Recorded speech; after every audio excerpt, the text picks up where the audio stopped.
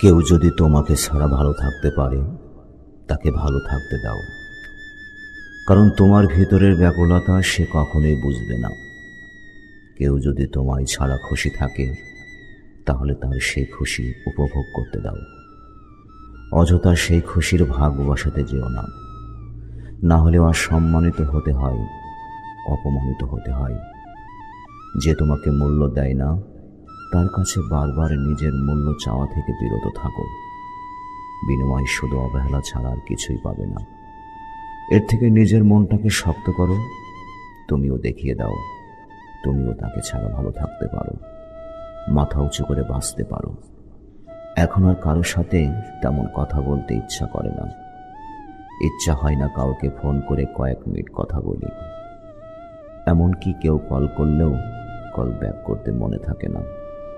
Message reply করতে ইচ্ছা হয় না।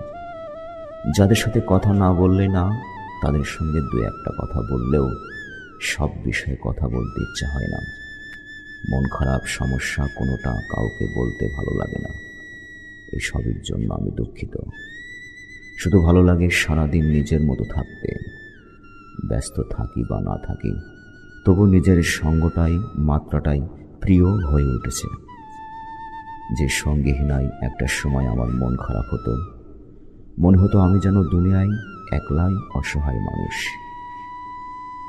সেই খারাপ লাগা, সেই একাকিত্ব আজ যেন সব থেকে বেশি প্রিয় হয়ে উঠেছে। এখন অমুক বন্ধু খোঁজ না নিলেও এখন আর খারাপ লাগে না। কেউ ভুল বুঝলেও নিজেকে আর প্রমাণ করতে ভালো লাগে না। যারা আমার ওপর অভিমান রাখেন কিংবা ভুল বোঝেন, আমি দুঃখিত। আমি নিজের ইচ্ছার বিরুদ্ধে কারোর সাথে কথা বা সম্পর্ক কোনোটাই আপাতত রাখতে পারছি না।